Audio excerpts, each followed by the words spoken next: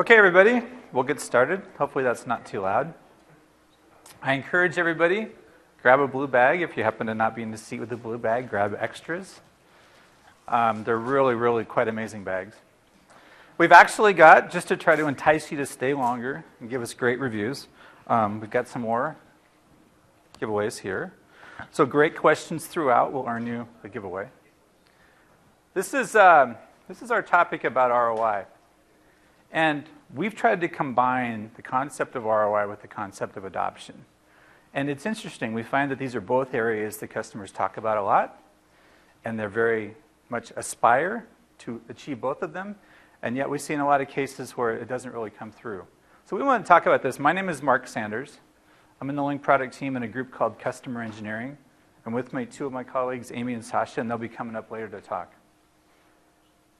Here's the three key topics, and this is essentially the same thing that we had in the abstract. We're talking about what we call ROI-focused adoption. And it's important to make this distinction because certainly adoption in itself is important, but if you can especially focus and tie that adoption to ROI, it's even better. We do have what we think is actually a proven adoption methodology. Amy's going to go through the details on that. We've got some example tools. We've got some screenshots of what some customers are doing. And Sasha has an example of a SQL tool that we created as well. We want to make this interactive. You're welcome to ask questions throughout, but we'll jump into it. So here's the first concept. These things are probably seem pretty obvious. Essentially, the reasons to invest in Lync, you're basically trying to make more money or trying to save money. Pretty straightforward. And I expect anybody who's done a Lync deployment or commissioned one in their company could maybe come up with a dozen, maybe additional ones. The point, though, is at the outset, everybody's pretty clear on why they want to do Lync. And that's great. It's always good to see this. But here's what we found. We have found that ROI and focusing on ROI is actually what's going to drive the success. And I've got a couple key comments here. The first one is especially important. We have found that a lot of times people will make assumptions about what the line of business impacts are. They'll assume, oh, I think I know which group's really going to benefit. But they don't truly communicate it. They don't make it universally understood across the project team. So that's super important to make sure that you're communicating to everybody involved who's going to benefit and how they're going to benefit. Now, the last item on this list is especially important. We're going to talk about this a little bit, but I just kind of want you to think about it throughout. Defining the success criteria is something that you don't want to skip. You don't want to do it later. And you also don't want to think you do it once and never come back and look at it. You want to start from the outset, remembering what types of benefits you're trying to get. You want to think about what the ROI is. You want to think about which team or teams within the organization are actually going to realize those benefits. You want to talk to them. You maybe come back and talk to them over and over. And you want to really nail down how are they going to know it's a success. And this can be applied at any phase. So you might think of phase one, small individual site. Maybe you're doing multiple data centers at once. Regardless of that, you can apply the same methodology. But I put the quote from Einstein on here at the bottom to also make it super clear. It's not just that you're counting things. The important thing is to count the right stuff and to know why you're counting it and to know how you're counting it. So it's not so much, again, to just count adoption per se, but to remember what your ROI is, to tie that adoption that you're focused on to that ROI. And one of the things Amy will talk about is the great concept of really looking at user profiles, because individual user groups, individual teams, individual organizations will often have different types of ROI.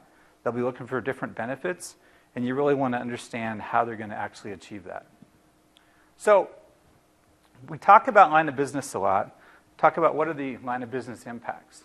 Again, you can make assumptions about what you think they are. You can make assumptions, for example, that people want to save money on travel. Or you can make an assumption that people want to reduce conferencing costs. And those may very well be very important things to measure. But I've actually kind of learned, unfortunately, the hard way with some of my customers, that not everybody has the same financial system. I know that may seem surprising to people. I have one customer, in fact, they spoke at last year's conference, and they have a quite remarkable system that they use to capture the conferencing costs and to be able to charge it back to individual organizations. It's fantastic. When they kicked Lync off, they were already able in the first month to start saving a lot of money. And the first individual business unit that was essentially the lead group got to start seeing a significant benefit in their monthly budget right away. That's great. All of a sudden, there was a clamor amongst the other vice presidents. When can I get on that? I asked another one of my customers, how are you set up with your conferencing costs? Do you actually do chargebacks? And they said, no. It's a flat rate to everybody. So it's super important. For the second customer, if we'd gone to them and said, hey, make sure that you look at your chargeback, remember, they know their system. All of you know your individual systems. You have to really think about, talk to those line of business leaders. How's it going to make a difference to them? I talk here about making sure these impacts are tangible and recognizable. I have actually seen a customer that created an elaborate spreadsheet to look at soft benefits. Really, it was quite admirable. I was quite impressed because most people kind of glaze over and don't even try it. They actually tried it. It was quite admirable. Unfortunately, the project kind of petered out before they really got to implement it. But I thought that really at the outset, I felt like it was probably unlikely they were going to really be able to succeed at that. When people look initially at tangible, easy to count, easy to document, easy to see who the beneficiary is, benefits, that's really the key. And when you want to look for those sort of easy to count, easy to measure benefits initially, because in every phase, you want to be able to quickly show how much of a benefit people are getting. We want to think about users' daily work, and I'm going to mention this a couple times. Here's the key.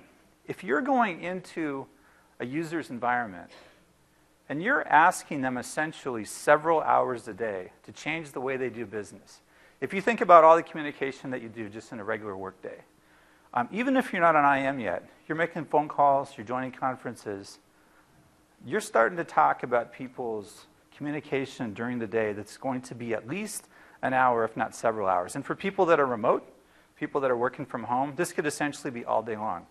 Now, if you come in and you say, hey, great news, we're going to take away the system that you've used for years, you totally understand it, you trust it, and we're going to put a shiny new system in its place. They're going to think, fantastic, I don't get any benefit out of that, you're just going to make headaches for me. Now, that person's vice president, she may be going, this is fantastic, I'm going to free up $500,000, it's going to give me a chance to invest in that new plant that I wanted to, great. But the people at the user level, they may just see this as a big hassle. And that's where adoption really comes in. And you have to, again, really make sure you're focused in your adoption on what people really need, what your users need. Now, here's a comment that someone named Marty Parker. Now, you may not know who Marty Parker is. I actually went to his session yesterday. He's a consultant. And he said this so well, I thought, I can't improve on the way he said it. That's what he said. Do it in one place, prove it, and extend it elsewhere. This is something that I think people really struggle with the concept. People start to think, and maybe our approach with customers kind of contributes to this. They start thinking about, hey, I can do everything at every place all at once. But that can end up becoming a multi-year project. Marty's point, do things that you can get a quick turnaround. You're in, you're done, you're getting the ROI measured in months instead of years. It significantly improves the ability for you to get return back to the individual line of business groups, which then reinforces how valuable the project is for the other teams.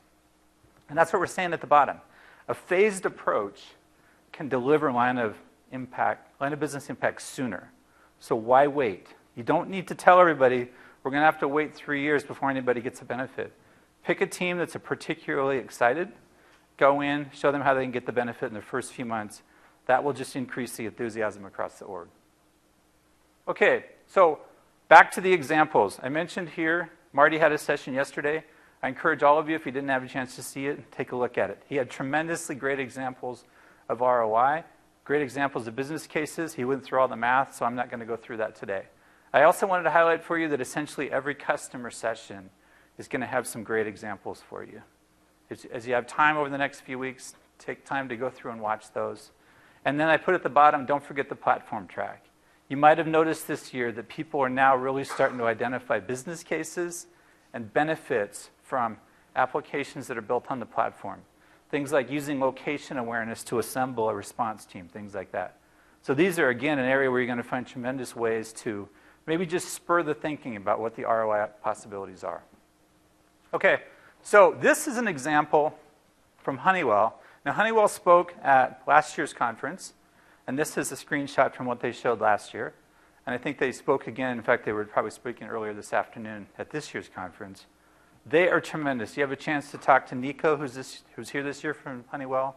Do it. This is an incredibly disciplined team. They're incredibly good at what they do.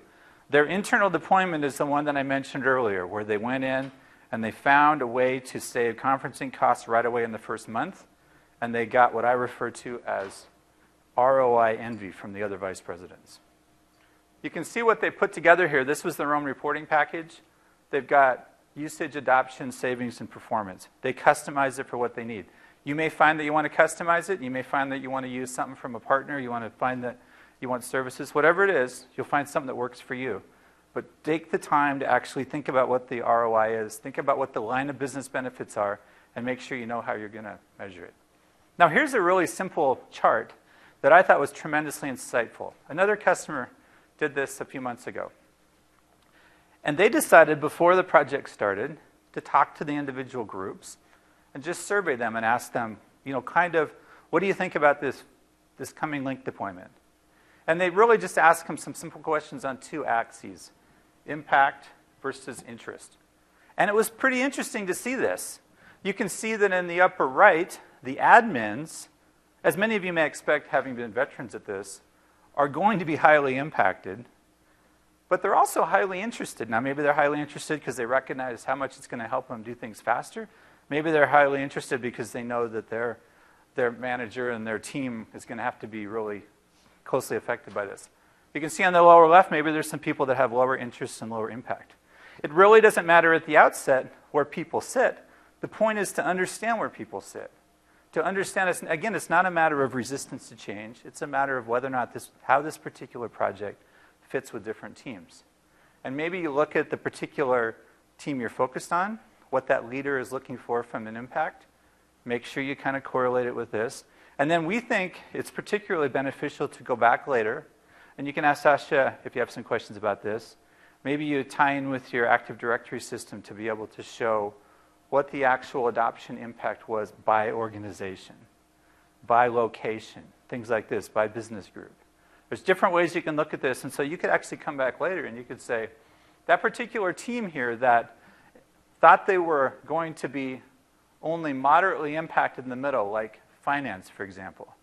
Once we looked at who was doing Lync conferences, my gosh, they were leading the pack. They were doing on average 6 conferences per person a week or whatever it is. Tremendously insightful to go back, and maybe there was a benefit, maybe there was an opportunity there that people didn't know about in advance. This is another interesting chart that I wanted to show all of you. This is showing month to month, going left to right. And you can imagine this is kind of showing conference use. Now this is showing the blue versus the gray is essentially, the gray is the system you're replacing, the blue is the new Lync system. Again, if your intention is to replace the system, if your intention, if the impact that you're pursuing is to get the benefit of turning off a system, then you need to measure it. If it's not dropping at the pace you want it to, then you want to keep that in mind. You want to have discussions about why that is. You want to set a goal. This particular chart doesn't show a goal, but it's always good to show a goal and understand whether you're on track. And again, on the left, it's a chart that shows millions of minutes per month. On the right, millions of participants. Now, you might think, millions of participants, what are you talking about? So that's a month, 20 working days. This is several 100,000 users, 20 working days, et cetera. Okay. It bears repeating. I talked about this before. Think about the users. Especially be flexible about device options. One of the areas that we've seen people struggle with is at the outset they think that for volume pricing they need to decide all the devices everybody's going to get. Or maybe they have 3 options and they buy a third of each. What we've found is that at the outset people probably don't know which device is best for them. They don't know whether they want a desk phone, or they want a speakerphone, or they want a headset, or they want a wireless headset, or they want a wireless headset and a desk phone. And you're much better off to be flexible, because the more that people will be excited and enthusiastically using this system because it's comfortable and it works for them, the better your adoption, the better your ROI. So be flexible about that. Gurdeep had a couple of great comments here that I wanted to highlight these for people, really talking about from an aspirational perspective, the universal communications idea, where we're going with this. And then the last one I mentioned here was an interesting article I read lately a venture capitalist named Brad Feld. Now, okay, maybe not everybody's going to do this. He actually made a decision last year to stop traveling cold turkey. You can imagine for a venture capitalist, he was traveling 50 to 70% of the time. But he ran into a bunch of health problems. It simply was really disruptive for him. So he said, that's it. For the sake of my family, for the sake of my health, I'm going cold turkey. Now, you can't just go cold turkey and hope everything works out. So he put the time into really investigating video conferencing, really understanding how it works. How many people, by the way, have seen the funny little video that gets shown around now about like the video or the web or the audio conferencing scenarios in the conference room? It's tremendous. It shows kind of all the typical scenarios people run into. But I thought this was interesting. This was a guy that, for his own personal health and reason, made the decision. And he said, in general, people default to traveling. So again, sometimes traveling is a really simple way. You'd say, oh, you can save a bunch of money. But again, back to the user's health, the user's ability to really focus in the office. Sometimes you'll see this is a really big one.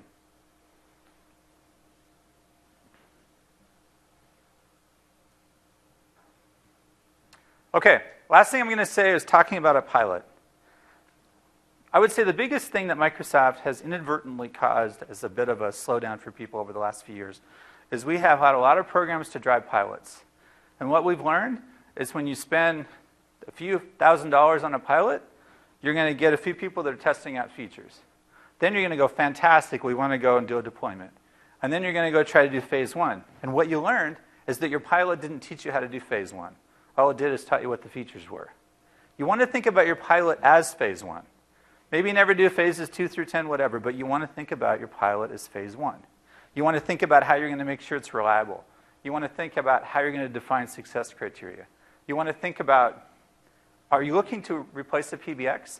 Then maybe do a pilot in a building that happens to have a small PBX. A customer of mine did this. It was tremendously insightful for them. It gave them the confidence, just doing one PBX, to go ahead and plan to do the rest of their 60 locations worldwide, because they knew how to do it end-to-end based on that one building. And we've got, in the second bullet here, we've got an item that Amy's going to talk about, the Deployment Readiness Template. It's part of RASC, the Rollout and Adoption Success Kit. This is an incredible tool. It takes some time. It's got 15 different dimensions. But it gives you a chance as a project team to just talk through what are our goals, what are our objectives, what are we going to do for these different elements like devices, et cetera. And just talk it through, make sure everybody's on the same page at the outset. Okay, so we're going to go on now. Amy's going to talk about adoption methodology.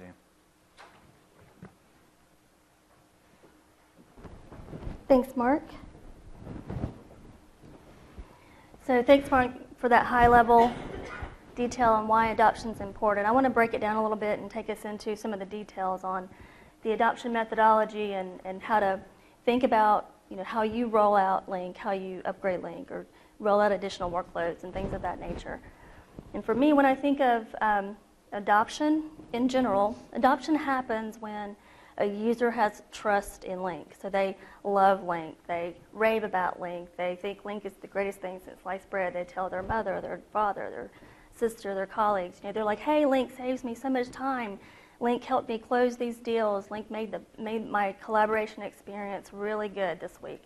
And they really tell people about it because what happens is Lync shows benefit to them. Lync becomes a valuable tool for them. It becomes a commodity that they rely on every day, and they see it as something that can make their life much better. It becomes a powerful thing that they can use on a daily basis. And for me, that's trust. And if an end user has trust in their solution, they're going to use it, they're going to tell their friends, and they're going to rave about it, which is so different if a user has a poor experience. And they're going to of course, they're going to tell everybody if it's a poor experience, and quite minimal people if they have a good experience.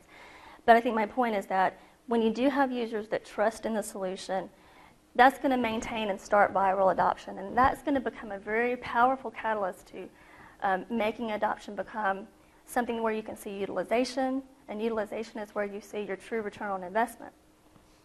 And the reason why this is kind of a key for me is that if you think about the end user and their first experience with Lync, you want to make sure that that first experience is positive. And how do you do that? Well, you start with the end in mind. You start by building the solution with the end user's experience in mind. What's their first touch on Lync? if it is their first touch? Or what's their first experience on a new UI for Lync? How do I build a solution that makes that experience positive rather than negative? So that's what I want to lead you into. And first I'll give you an example. Yesterday in a session, a woman told a colleague and myself, hey, thank you for making the Lync mobile client so much better. And she told the story about she was in a Lync meeting on her mobile phone. She had to leave her office, get in her car to go somewhere else. So she was in her car, still in the meeting, drove through a parking garage, got into an elevator, went up 20 stories in a building. And she said, I never lost the call quality was maintained, and no one in the meeting ever knew that I left the first place that I was. So thank you for making this experience really good for me and my participants. To me, she was saying, I trust Lync. I trust that Lync is reliable for me. And for me, if she were my end user, that makes me pleased, very pleased to know that she's happy with that experience. So that's what I mean when I say level of trust. But if you think about how we currently roll out Lync today, a lot of customers use this approach. This is typical of what we see in a Lync rollout. You see on the left the very large blue circle. This represents the core technical, planning, deployment, networking, architecture, server build, client build, all of the stuff. Very necessary things that need to go into a Lync deployment. But the purpose of this illustration is to show you that the majority of our project resources are consumed within the technical realm of the deployment. The smaller circle to the right are the end user focused activities for the deployment. So what's significant here is that end user activities become, or they're not really started really until much later in the rollout timeline. And secondly, they're siloed, completely siloed from the technical. Does this resonate with you all?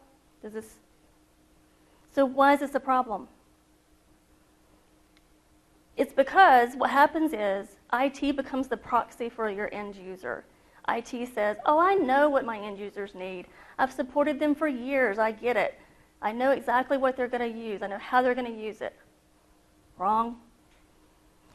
So let me give you an example, a real-life example of how this played out. So we were engaged with a customer who were rolling out enterprise voice to a certain group of users. This group of users was a executive admin team. IT goes in over the weekend, replaces their desk phones with headsets and Lync, enterprise voice. So these executive admins come in on Monday and says, what? IT comes in and says, is Lync not working? What's wrong? Lync's working fine, but I can't use these headsets. It messes up my hair. This is true. So IT just thought that they knew what their users needed. Had they taken the time to profile this group of people and understand what their daily work life was, how they did their job, how they functioned, if they even asked them, would this work for you or would this not work for you? They could have prevented that scenario. So let me show you what I think that we should all aspire to. And that's doing some activities that will bring in our end users much, much earlier into the process of our deployment planning. So you keep your core. You need all those technical planning activities. Those are very critical. We need to make sure all the underpinnings of the deployment is intact. But what we're suggesting is that we bring in activities that engage our end users. Engage them in a way that we understand their needs. Pull them into the earlier phases of planning. Profile them. Ask them, pointed questions about what are their activities in their daily work schedule are. How do they do their work? Will X work? Will Y work? If not, and get them to give you feedback, not only on features or Lync itself, but about, hey, what if we communicated this change to you in this fashion? Do you prefer email templates or do you prefer signage on a wall? Have these people give you feedback. Use this as an opportunity to test out any kind of planning or any kind of exercises that you're going to be doing to introduce change to the environment. And what this allows you to do is as you have these folks in earlier into these planning cycles, you can do course corrections much quicker, much easier, rather than waiting until it's already on the desktop and then it's broken, or that it's not useful. It just becomes an icon on the desktop. Pardon me for 1 minute.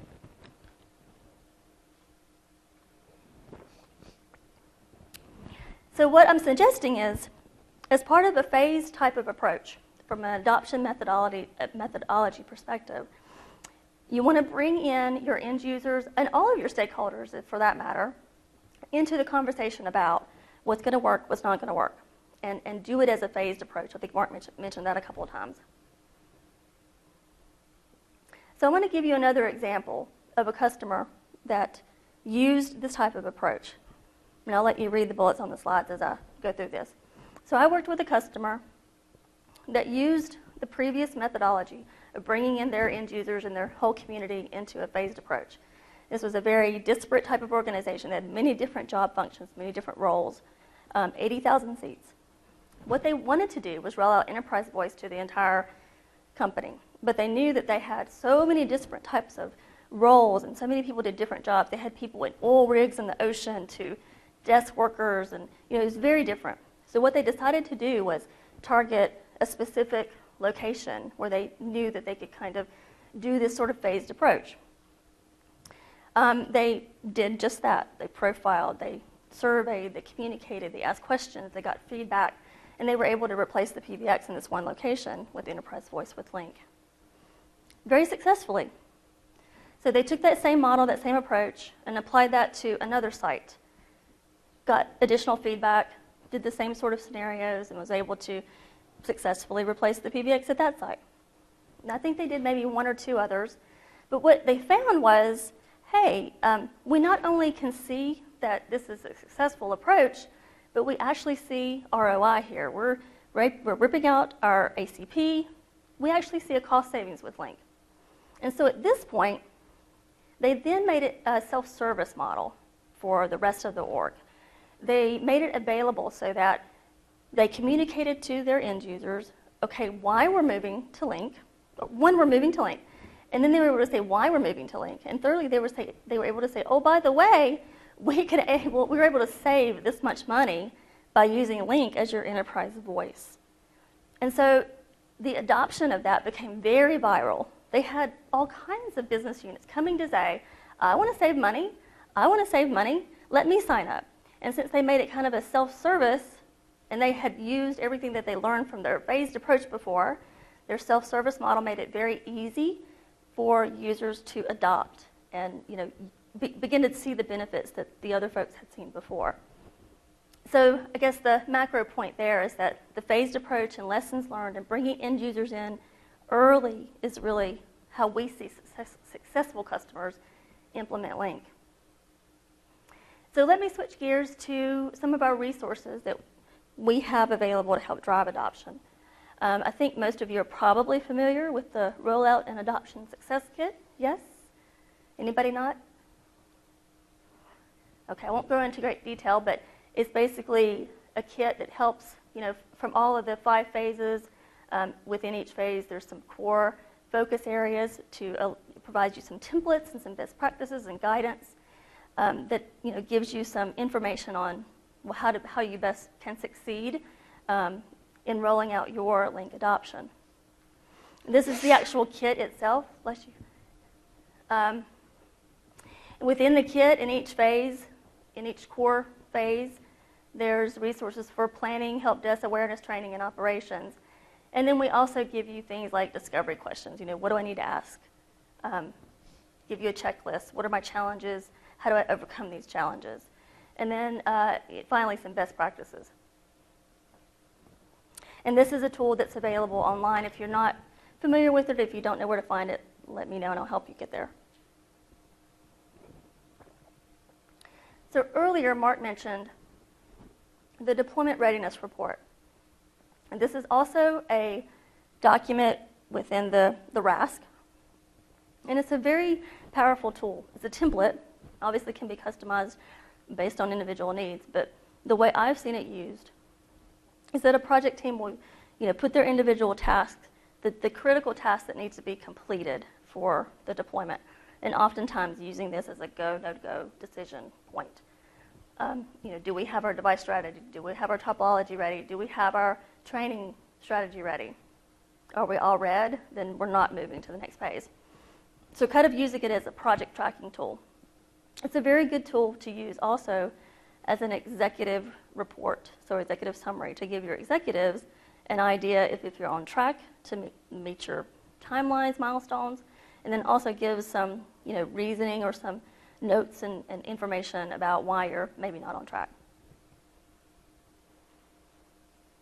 So from here, I talked about the adoption methodology, what we recommend in terms of rolling out Lync and making adoption successful. But all of that's good and well, but if you don't measure adoption, I really don't think that there's much left. If you're not measuring your success, what's the point?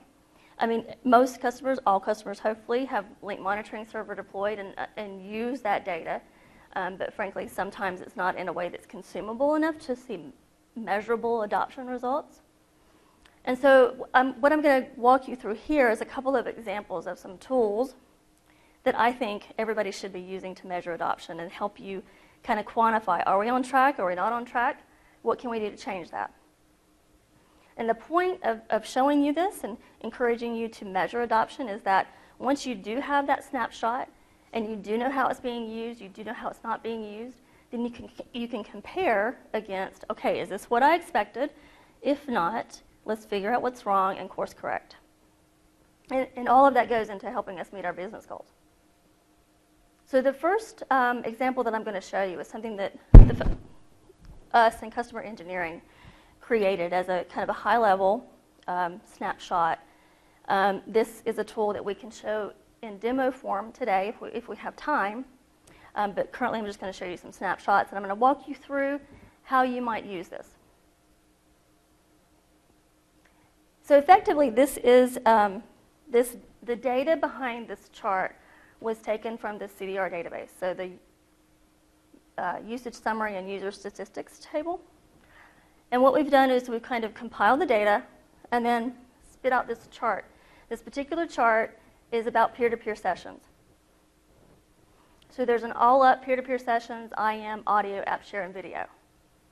And in this example, this is phase 1, or a pilot, let's say. So if you're a customer and you're doing your phase 1, here's your data for phase 1 for peer-to-peer sessions per day. This data goes from May 27th to July 3rd. Okay, let's say I rolled out 500 users. Do I expect on average that we have 80,000 IM sessions a day per day? I don't know the math, but maybe we do, maybe we don't. But let's say we do. Maybe we expect to see this usage. But what if we didn't? What if it was much lower? Can we use this as a no-go to phase 2? So my point is you use this data to say, are we where we are expected to be for this phase 1? So we have a baseline, and we determine that this is where we expect to be. Let's go to phase 2. We roll out to another set of users. As you can see, usage is increasing. You would expect that. You have more users using, you would expect usage to increase. But what if usage either just flatlined, or what if usage dropped? That would be a clear indicator that something is probably wrong, that you should probably not go to the next phase, and you should probably figure out what's going on. Is it a user education problem? Is it a technical problem? What have you. But at any rate, use the data to make your decisions. So in this case, it's a go. Let's go on to the next phase. So let's say this is the third and final phase. Maybe there's 5 other ones for enterprise rollout, but for this purposes, this is the last phase I'm going to show you. As you can see, the data continues to increase, and we would expect that. So what does it tell you? It's telling you to make a decision. If it's not where it should be, or not what you think it should be, then you need to do some investigative analysis to figure out, maybe it's a regional thing, maybe it's a like I said, a user education thing. It could be a technical issue. But the point is, you're measuring adoption, you're measuring where you are, and you're comparing against where you think you should be. And that is going to help you understand how adoption contributes to your ROI, contributes to how you're going to meet your business goals, how you're going to be able to deliver on what you said you would deliver with Lync. So the next tool that I'm going to show you is another example. It's a kind of a deeper analysis. It's a tool that's provided by our Premier Support organization, and it's a delivery performed and provided by a consultant working with you guys.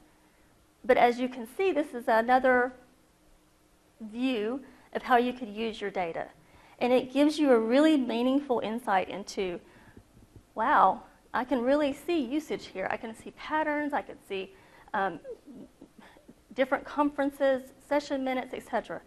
And again, this is an offering provided by a Premier Support organization. I think the macro point about this is that this allows you to really investigate where adoption is. It really allows you to see how are you measuring against your goals? Is your results where you think they should be? And if not, let's kind of reevaluate and figure out how to change or make it better. Another view for this offering does offer a technical view. And again, this is part of the engagement with our Premier team. So because you always want to have a level of health analysis in terms of looking at adoption. Health is always a key component too. But so, rather than getting tied up in the tool, I think the point is you need to measure adoption. You need to measure against your goals and figure out if you're where you thought you should be. And if you're not, figure out what's wrong. So to kind of tie all that together, the key characteristics of successful customers in terms of rolling out their Lync deployment, measuring it, maintaining it, and comparing against their goals, this is a list of what we've seen successful customers do. They have a clear project scope. They have clear goals and metrics that they measure against. They frequently validate against those goals. They frequently touch base with their project team members who are also aligned. They manage change management. And they use that phased approach. And they make sure that they reiterate on that phased approach to bring in their profile of end users and keep their end users in the focus, because that's really the key. Because if end users aren't using it, you're not going to see utilization. You're not going to see growth.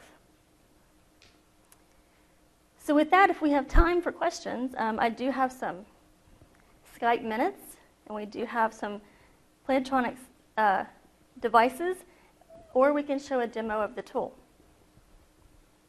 Yeah. So, thinking about ROI, one of the key themes that we've heard over the week is around how Lync can be used to leverage top talent or retain top talent. Is there a way that you craft that in terms of measuring it from an ROI perspective? It's a really good question.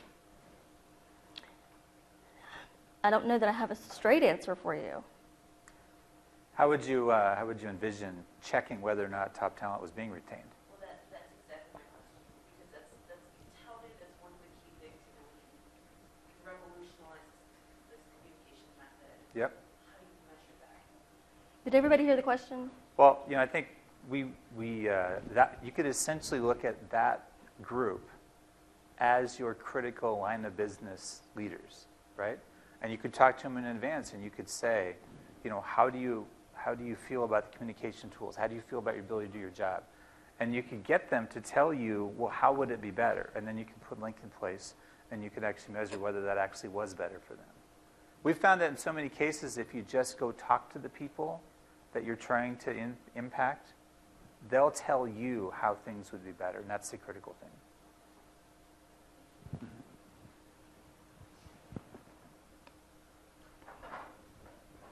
Yeah.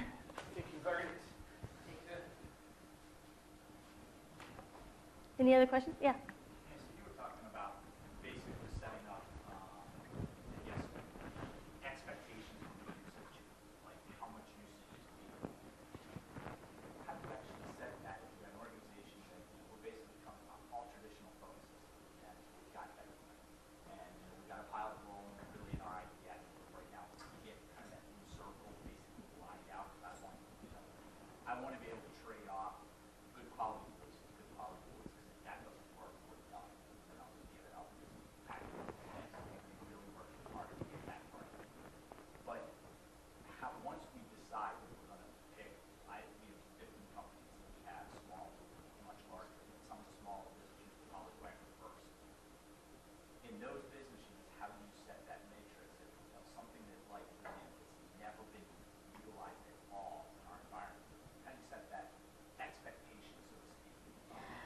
Well, I would say, you know what you have today. That's kind of your baseline, right? You know what usage is for what you currently have, right? So you should be able to, a certain degree, compare to what you would see in Lync and determine. I expect them to continue to keep using the voice. I mean, that side of it, they will, but for the other pieces that you had out there, for the peer-to-peer, for the IM, for that, to be able to say that you see, is there an expectation, if you have an organization of, say, 50 people I put this into, is there an expectation that, we should see so much IM, so much peer-to-peer, so much of that? What is that? Because, for us right now, it's Right. so I don't have a benchmark of how they're doing. Right. And I would say that, and it's different for everybody. I mean, that's my blanket statement, of course. But what I would recommend is that as you're talking to your end users and doing that kind of profiling, getting a better understanding of what how do they do their job? And can we educate them on doing it in Lync, doing it better in Lync? And if we can, then maybe we take those baby steps to kind of do that pilot. Let's see what we can get from a pilot and what our results are. That may be our baseline. And then from there, kind of, figure out, are our users responding well to Lync now? Are they using it? And just taking this kind of phased approach measurements. But since it's brand new, for you guys, you don't have that history. You need to get a baseline and really get a good demographic representative of your users, because that's going to give you a true representation of what you should expect, especially in that baseline. Don't just start with IT as your baseline. Yeah. Yeah. We're really just trying to get it so that we're ready.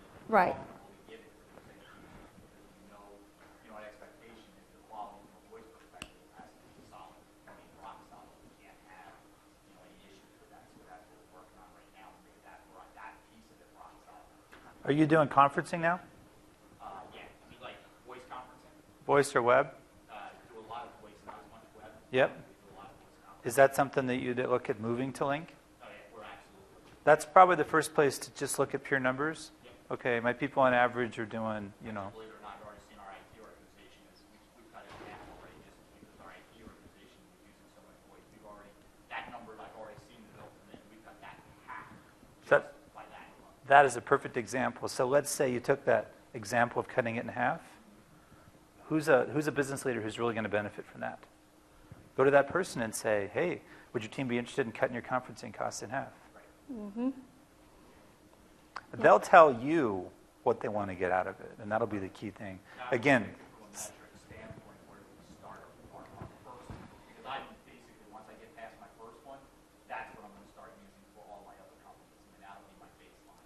But I didn't know what you guys had preset by company size. Not really. Not at this stage. I mean, just because they're so different. Everybody is so different, Some of the companies I have, we've got, the thing that scares for us is that a lot of the companies we have a lot of old, let's say, older talent in a lot of these companies around for 100 years. So we have people who've been with the company for 30, 40 years easily, and those people are people that are, I can guarantee are tough to sell. Right. So we're going to go with an approach of walking them backwards to it.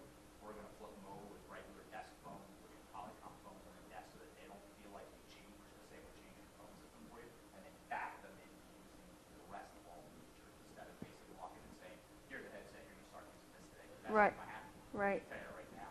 We're going back to basically like the overalls. Right.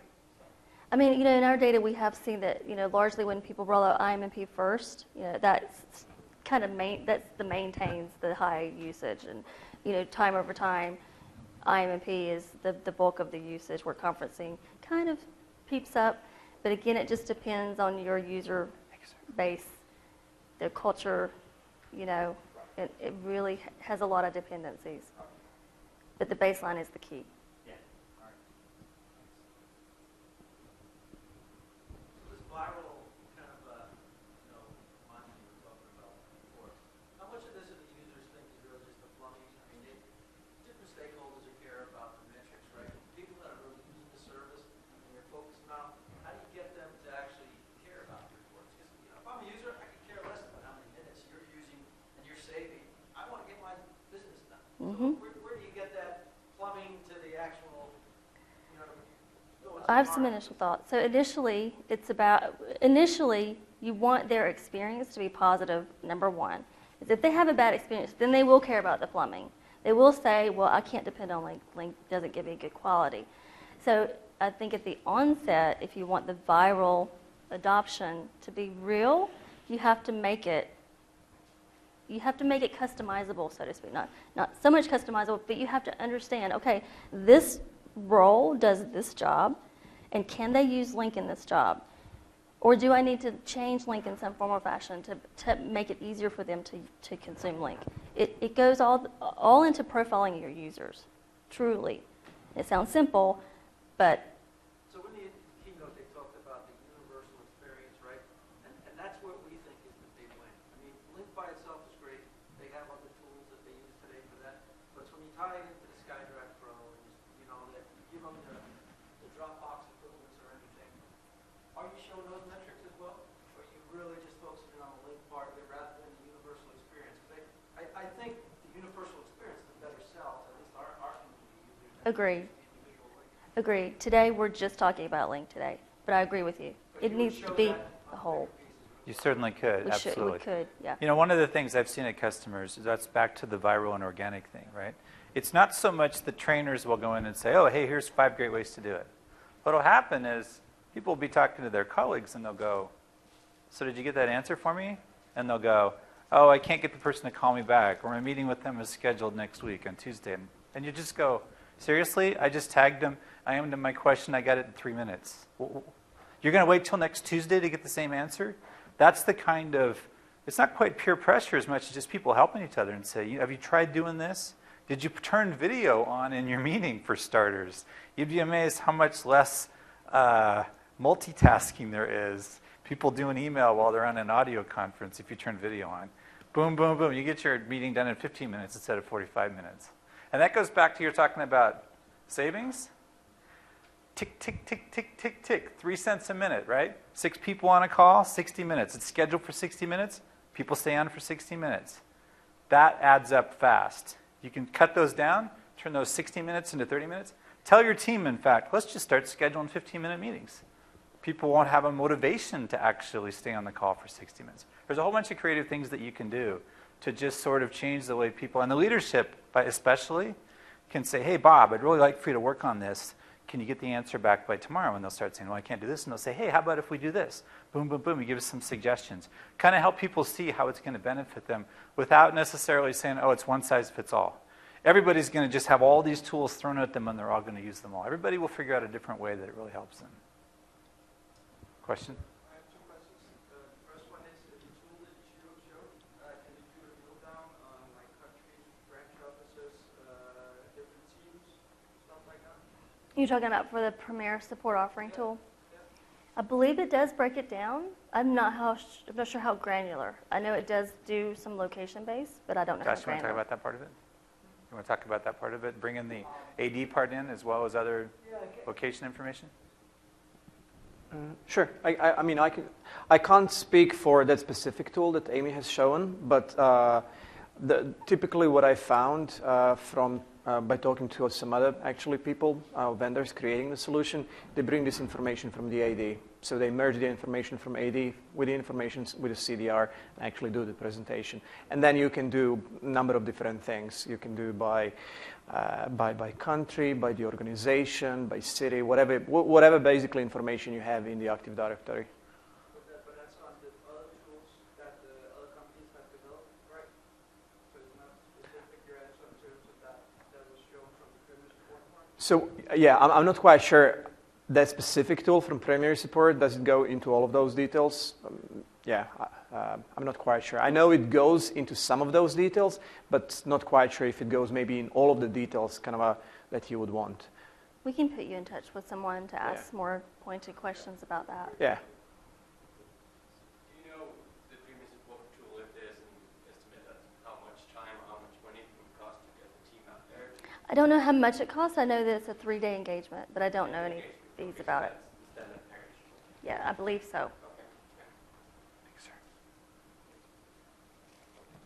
Can you talk maybe a little bit about how companies are, when it comes to adoption, How are people people actually training their users?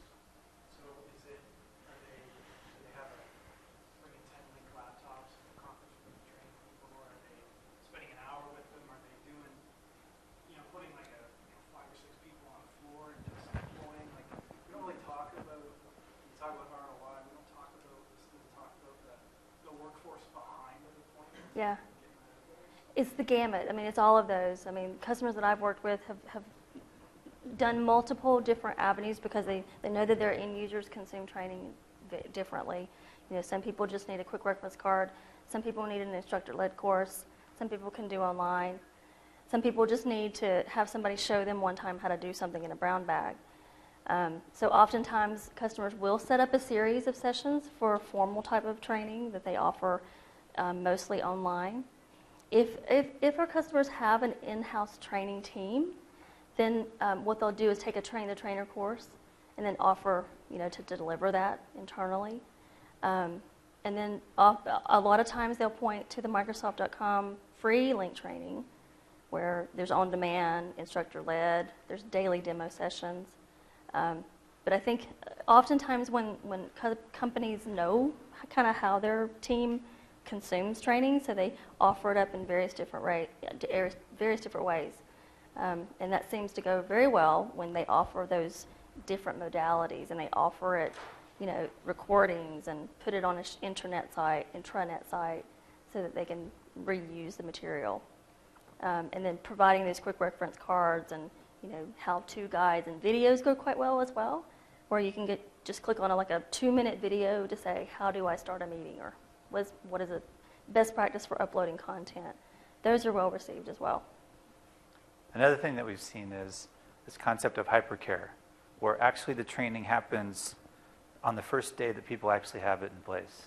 Right? So they didn't go to the video sessions, they didn't go to the training sessions, they didn't read the documentation. They came in Monday morning, they're trying to join a call. If you've got people walking around the office with big, brightly colored shirts on saying, ask me, I can help. And they'll say, I don't know what to do, and you'll show them, boom, boom, boom. Oh, fantastic, now I get it. A lot of times that's essentially the training that works best for people. Yeah. In the moment, they want to see how to actually do it. Wasn't quite sure where that button was. Thanks again for showing me. Yep. You have a question? Another question? Yeah, I was going to ask, in a general rollout, what kind of, kind of first user perspective, what do you think of the stumbling blocks are? I'm looking to make quick reference cards for users. What comes in the most as unintuitive, I guess, in the software? Well, if it's a change in the UI, so let's say they're going from 2010 to 2013. I mean, that's obvious. So you would need to give them education on the UI change. If they're brand new to Lync altogether, then I think it's more of give them the basics. Help them understand what this tool can do for them. It can make them more collaborative and all of the things that it does, and kind of break it down. Give them here's why Lync is good, and kind of break down, bulletize, or however you want to list it. But give them the reason why Lync is a tool for them, a collaborative tool, a messaging tool, a conferencing tool, and kind of, I think that's one of the things. I know I did work with a customer who had kind of a user population that wasn't familiar with Lync or email or IM at all. And I was in a brown bag session where we were trying to train about Lync, and one of the end users said, oh, Lync is just another email tool. So it was completely, missed the whole reason. And so what I said to the project team was, you really need to do a little bit more communication and awareness planning around what is Lync. Fundamentally, what is Lync? And fundamentally, what does Lync provide and do for you? In terms of other kind of roadblocks from an end user perspective, I mean, there's all sorts of things, right? I mean, how do you start a call? How do you, if you were doing it in live meeting, how do you do it in Lync? And kind of walk them through like a day in the life scenario. And I can talk to you more about that if you'd like. I think one of the areas that, go ahead. No, I was going to say, the other thing is probably choice of the devices. Yeah.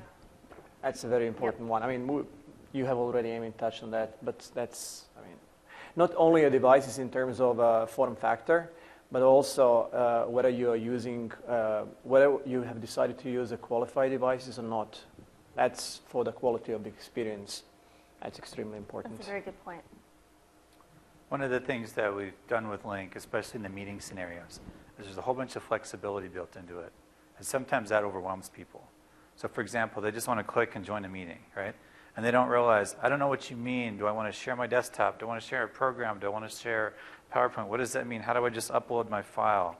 What do all these little icons on the left mean? How come I can't get a bigger screen?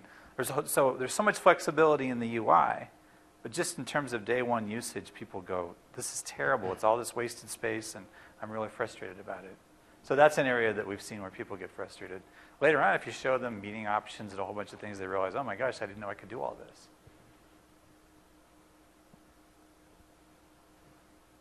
Yep. So one thing that I've heard from all this is it seems like for training, the more variety of training, the better. So I'm from a firm of 4,000 people. We are pretty under-resourced as far as our staff. And you mentioned online training as one of the given trainings, and I think my director is always available to that because it's a cheaper option. But I just haven't found it been effective, and it would be hard to demonstrate. Have you guys had any success for online training? And it seems to me that our users would probably prefer like roadshows or drop-in clinics. Is the online training not effective because it doesn't have the same scenarios that you currently have deployed, or? They're not paying attention. A lot of times, basically, people are doing something else while they're. I see. So you need probably someone in front of them, like an instructor or something, maybe. Yeah, I mean, I'm just curious, maybe from other people, usually is online training effective for you guys as well, or not really? I can comment on that. Yep. So one thing that we do quite successfully is we try to emulate what we do in person in a small group demo setting, but we do that online. So we have a smaller group of people, we do more demo, very few slides, and it's more, so what do you think about that, Suzanne? Is this something that might work for you? And we get them engaging and being our demo buddies as part of the instruction, so they're in it, they're not just watching it. And that seems to be the ticket, because if I'm going to watch 30, 40 minutes of slides, I'm going to multitask with doing that. So in other words, not webinars, but like small group collaboration. It's still an online session, but it's smaller and it's engaging with the user, just like we would if we were in the same room with them. Sometimes using video, just to make sure that we're all getting each other in the session. Nobody's tuned out, gone to lunch and sitting with their webinar on. Right?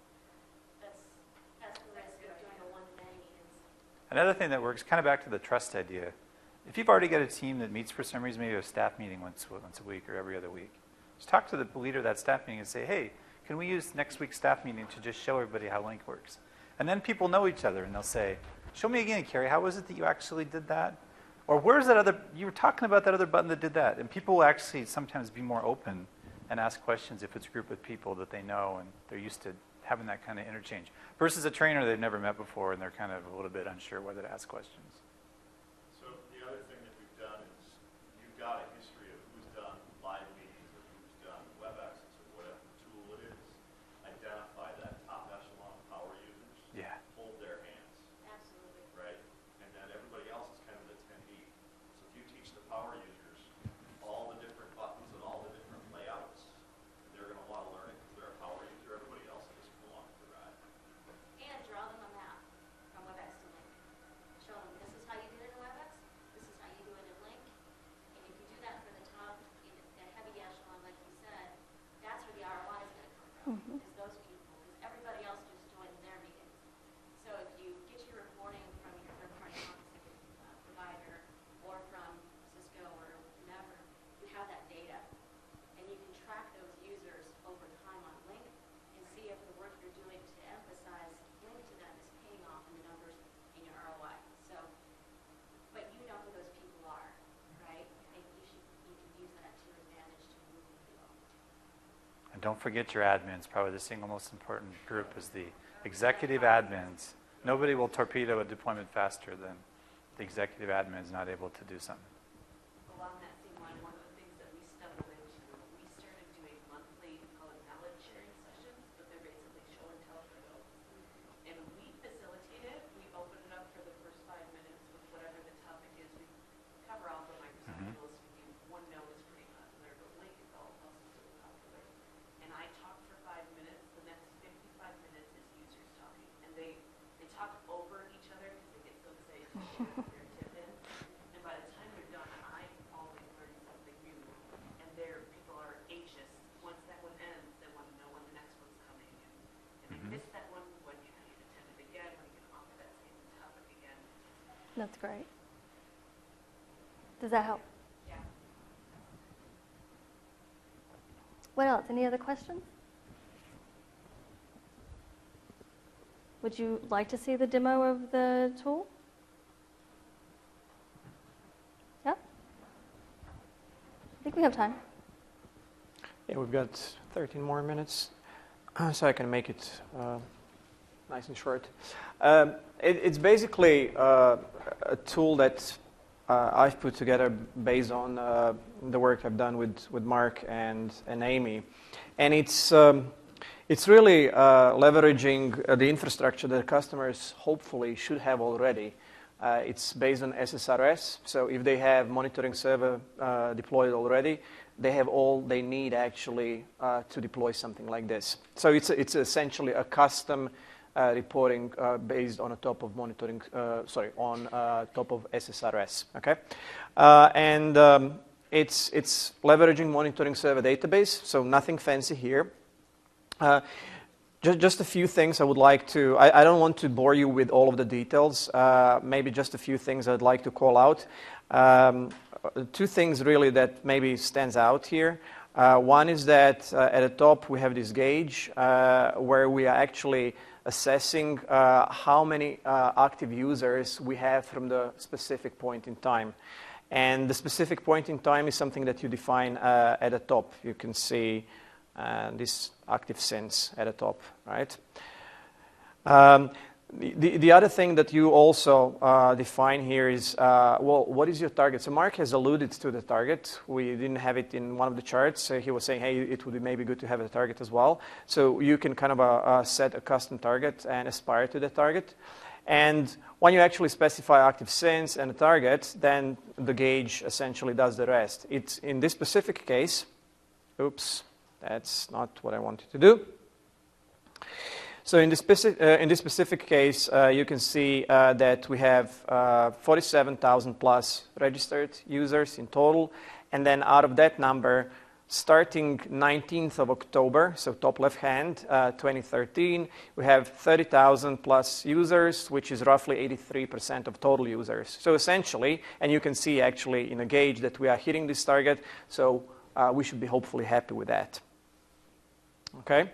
The other thing I wanted to show is there are actually 4 charts in the report. One is for the peer-to-peer statistics. That's what you're seeing at the moment. The other one is for the conferencing, dial-in conferencing, and then total session minutes.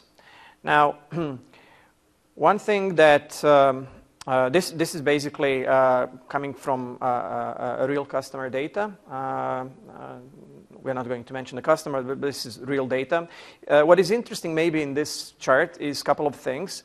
You can see that we have a gradual rise in the usage for the peer-to-peer, but there are some drops. So on 3 occasions, there are some drops.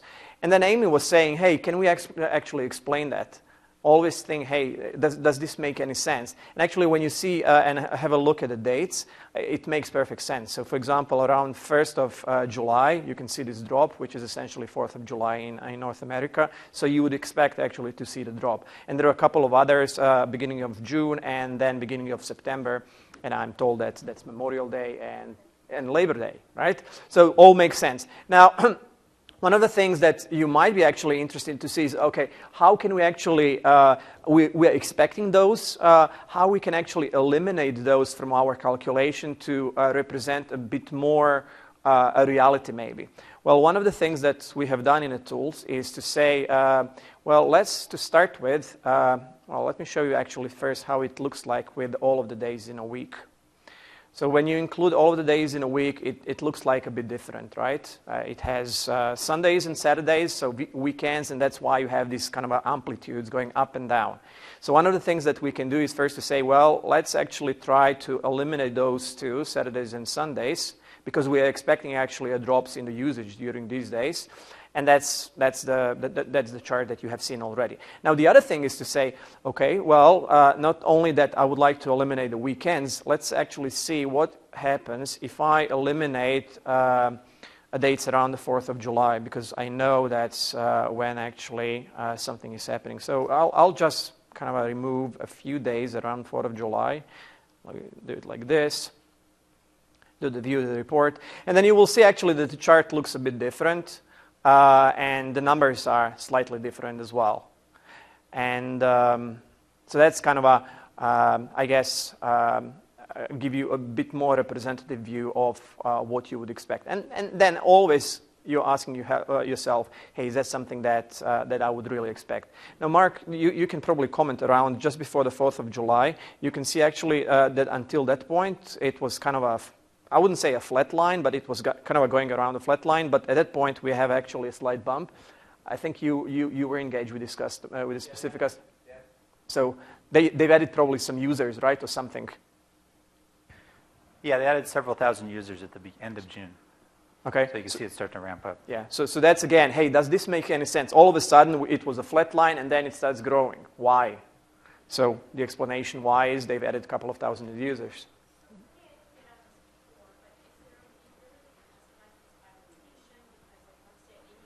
Yeah.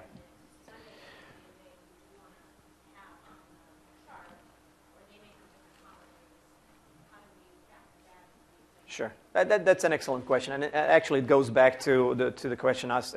In this specific version of the tool, no, we don't have these capabilities, but we are looking actually to improve this. We have shared these tools with a couple of customers that we have engaged.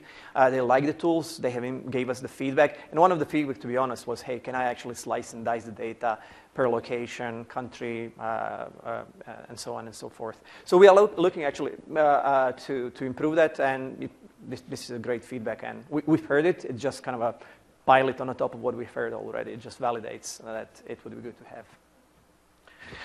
So, I mean, we have 6 more minutes here, and I'm not going actually to bore you with additional details because all of the other charts are pretty much the same. They're just showing different statistics for the conference in dial-in and totals. So, any other questions on the tool?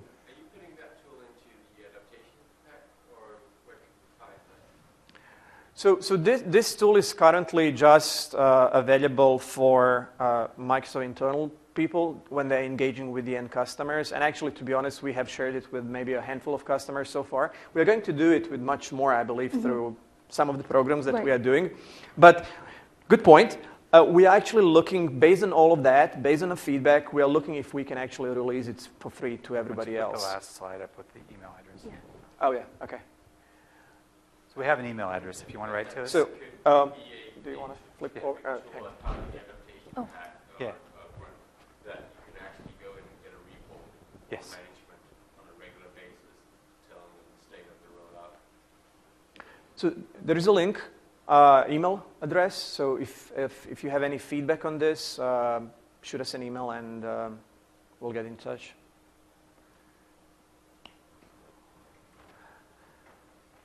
Thanks, Sasha.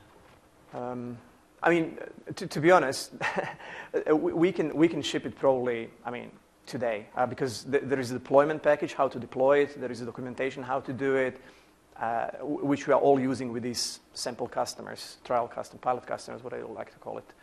So it would be probably a relatively minimal step for us to release it to the world. We just want to make sure that we are doing the right thing, we have everything that we need before we actually make it widely available. Going back to your earlier point, I wanted to highlight for you. It actually shows the number of sessions by modality, and video especially is important. A lot of times we have customers that are nervous about the impact on the network of doing video. And people have a sense that, oh my gosh, on day one, thousands of people are going to do sessions. There's a couple of different ways you can handle it. First of all, pick a pilot, measure it carefully, and have that data to show.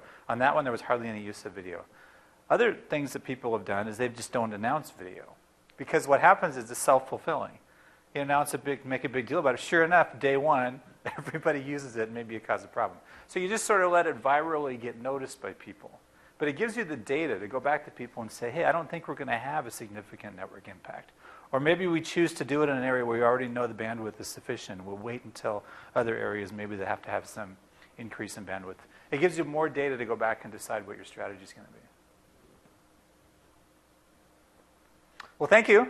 We'll let you have a few minutes. Thanks so much. Thank you.